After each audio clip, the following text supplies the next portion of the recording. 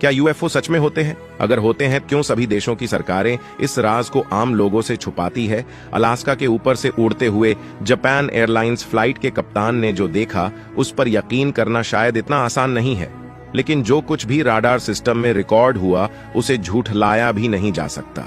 क्या हुआ जब आसमान में उड़ते प्लेन को यूएफओ ने चारों तरफ से घेर लिया? जानने के लिए बने रहिए हमारे साथ। 17 नवंबर 1986 पेरिस से टोक्यो जा रहा जापान एयरलाइंस का प्लेन अलास्का के आसमान से गुजर रहा था। फ्लाइट नंबर 1628 बोइंग 747 सीरीज का ये एक कार्गो प्लेन था। बोजोलेस वाइन की डिलीवरी करने के लिए टोक्यो जा रहा था।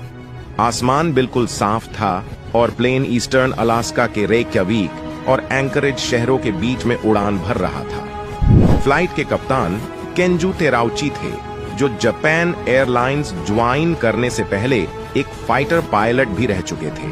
कप्तान केंजू तेराउची के पास लगभग 10,000 घंटे का फ्लाइंग एक्सपीरियंस था।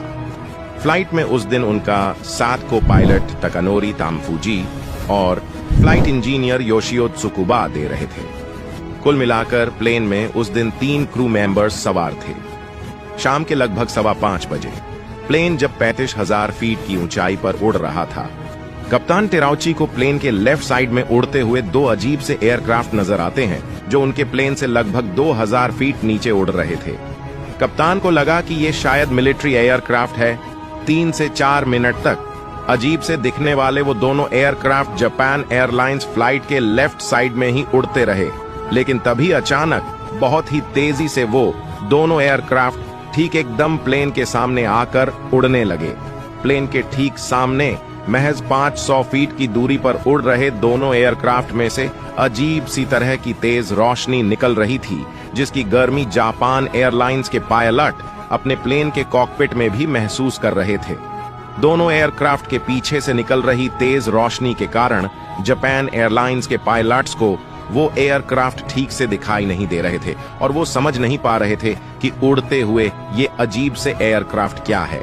ये सब देखकर फर्स्ट अफसर योशियो त्सुकुबा एंकरेज एटीसी से कांटेक्ट करते हैं और पूछते हैं कि क्या एटीसी को उनके प्लेन के ठीक सामने उड़ रहे इन एयरक्राफ्ट की कोई जानकारी है।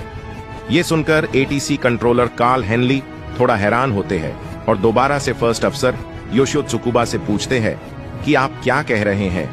जब फर्स्ट अफसर उसे दोबारा से कहता है कि उनके प्लेन के सामने 2 अजीब से एयरक्राफ्ट उड़ रहे हैं, तो एटीसी कंट्रोलर कार्ल हेनली उन्हें बताता है कि उसे उनके सामने उड़ रहे इन दोनों एयरक्राफ्ट की कोई जानकारी नहीं है। ATC controller Carl Henley pilots से पूछता है कि क्या वो उसे बता सकते हैं कि वो दोनों एयरक्राफ्ट कैसे दिखते हैं, ताकि वो पता कर सके कि उस एरिया में दूसरा कोई मिलिट्री या पैसेंजर प्लेन तो नहीं उड़ रहा। पायलट एटीसी कंट्रोलर से कहते हैं कि वो दोनों एयरक्राफ्ट को पहचान नहीं पा रहे हैं। उन्हें सिर्फ एयरक्राफ्ट में से निकलती हुई रोशनी दिखाई दे रही है, जो कुछ सफेद और पीले रंग के जैसी लग रही है। ये सुनकर एटीसी कंट्रोलर पायलट्स से कहता है कि वो उन दोनों एयरक्राफ्ट पर नजर बनाए रखे और एटीसी टावर को इसकी लगातार जानकारी देते रहे। एक दूसरे की ऊपर उड़ रहे वो दोनों एयरक्राफ्ट अचानक से अब एक दूसरे के साथ साथ उड़ने लगते हैं। अपने पूरे करियर में किसी भी पायलट्स ने ऐसे किसी एयरक्राफ्ट को नहीं देखा था।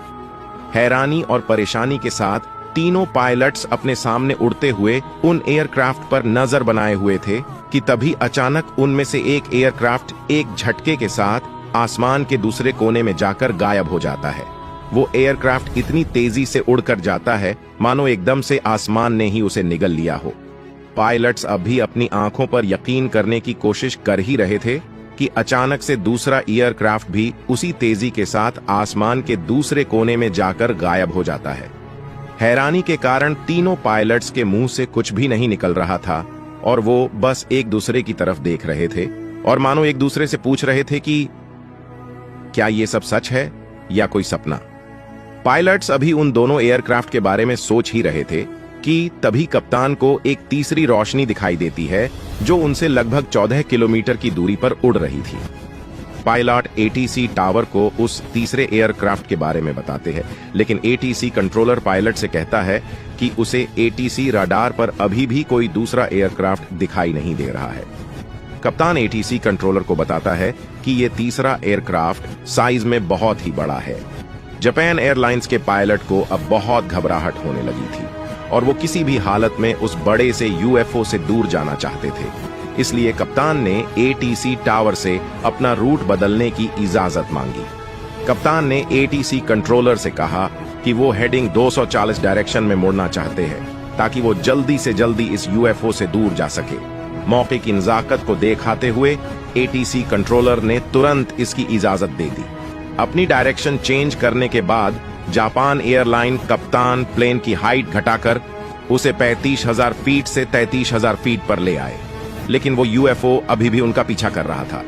ये सब जानने के बाद एटीसी कंट्रोलर कप्तान से दोबारा अपनी डायरेक्शन बदलकर 360 हेडिंग डायरेक्शन में मुड़ने की सलाह देता है।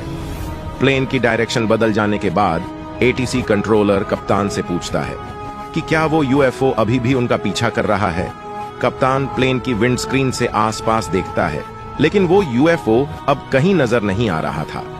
ये देखकर कप्तान चैन की सांस लेता है और एटीसी कंट्रोलर को बताता है कि वो यूएफओ अब दिखाई नहीं दे रहा, लेकिन पास के ही एक एयरफोर्स स्टेशन का राडार जापान एयरलाइंस का पीछा करते हुए उस यूएफओ को डिटेक्ट कर लेता है। एयरफोर्स स्टेशन का स्टाफ एंकरेज एटीसी टावर को कॉल करके बताता है कि कोई अनजान एयरक्राफ्ट अभी भी जापान एयरलाइन का पीछा कर रहा है। इसके तुरंत बाद एटीसी कंट्रोलर जापान एयरलाइन कप्तान को कॉल करके इसकी जानकारी देता है कि वो यूएफओ अभी भी उनका पीछा कर रहा है। एटीसी कंट्रोलर एयरफोर्स स्टेशन को कॉल करके पूछता है कि क्या एयरफोर्स जापान एयरलाइन की मदद करने के लिए किसी फाइटर प्लेन को भेज सकते हैं। Air force station staff ATC controller से कहता है कि वो जल्द ही अपने हेडक्वार्टर में बात करके जापान एयरलाइन के लिए मदद भेजने की कोशिश करेगा। एटीसी कंट्रोलर जब ये खबर जापान एयरलाइन कप्तान को देता है तो कप्तान ये कहकर एयरफोर्स की मदद के लिए इनकार कर देता है कि वो कुछ देर और इंतजार करना चाहेंगे ताकि वो यूएफओ अपने आप वहां से चला जाए। इसके बाद एटीसी कंट्रोलर उस एरिया में उड़ान भर रही सभी फ्लाइट्स से कहता है कि वो सब जापान एयरलाइन के पास जाकर उस पर नजर रखे। वहां से गुजर रहा यूनाइटेड एयरलाइन का एक प्लेन एटीसी कंट्रोलर को बताता है कि वो जापान एयरलाइन के पास पहुंच गया है, लेकिन उसे आसमान में कोई यूएफओ या अनजान एयरक्राफ्ट दिखाई नहीं दे रहा। तब तक वो अनजान यूएफओ भी अचानक वहां से गायब हो चुका था। यूएफओ के गायब हो जाने के बाद जापान एयरलाइन अपनी उड़ान जारी रखती है और लगभग 6:20 पर एंकरेज एयरपोर्ट पर सकुशल लैंड करती है। इसके बाद तुरंत ही ये खबर दुनिया भर के न्यूज़पेपर और टीवी चैनल्स में फैल जाती है। जापान एयरलाइन कप्तान एक इंटरव्यू में बताते हैं कि वो अनजान एयरक्राफ्ट एक यूएफओ ही था। जापान एयरलाइन की परमिशन के बिना कप्तान का मीडिया में यूएफओ की जानकारी देना एयरलाइन को पसंद नहीं आता और वो तुरंत ही कप्तान को पायलट के रोल से हटाकर डेस्क जॉब पर लगा देते हैं। हालांकि कुछ सालों बाद कप्तान केंजू तेराउची को दोबारा से पायलट की जॉब पर वापस ले लिया जाता है। मीडिया में खबर आने के बाद अलास्का रीजन की एफएए टीम अपने डिवीजन हेड जॉन कलहन से पूछती है कि मीडिया में यूएफओ के बारे में क्या कहना है।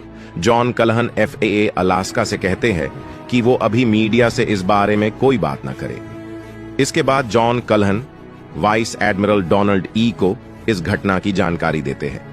वाइस एडमिरल डोनाल्ड ई इस घटना से जुड़े हुए हर सबूत जैसे radar image, plane voice recorder इत्यादि की जांच करते हैं और एफएए से कहते हैं कि वो मीडिया में इस घटना से जुड़ी कोई भी जानकारी लीक न करे। एक सोचे समझे प्लान के तहत इस घटना से जुड़ी सारी जानकारी को छुपा दिया जाता है। इस घटना के बाद दोबारा भी 2 बार पायलट्स के द्वारा यूएफओ देखे जाने की खबर आई। पहली खबर 29 जनवरी 1987 को आई, जिसमें अलास्का एयरलाइन फ्लाइट 53 के पायलट्स ने यूएफओ देखने की बात कही। दूसरी खबर इसके अगले ही दिन 30 जनवरी 1987 को आई, जिसमें यूएस एयरफोर्स केसी 135 फ्लाइट 53 के फाइटर पायलट्स ने यूएफओ देखने की बात कही। इन सब घटनाओं में कितनी सच्चाई है और क्या सभी देशों की सरकारें जानबूझकर कुछ छुपा रही हैं, ये तो हम नहीं कह सकते। लेकिन हम सब यही उम्मीद करते हैं कि अगर इस दुनिया से बाहर भी कोई दुनिया है तो वो हमारे दोस्त बने, ना कि दुश्मन। अगर आपको यह जानकारी पसंद आई हो तो प्लीज इसे दूसरे सोशल मीडिया नेटवर्क पर शेयर जरूर करें।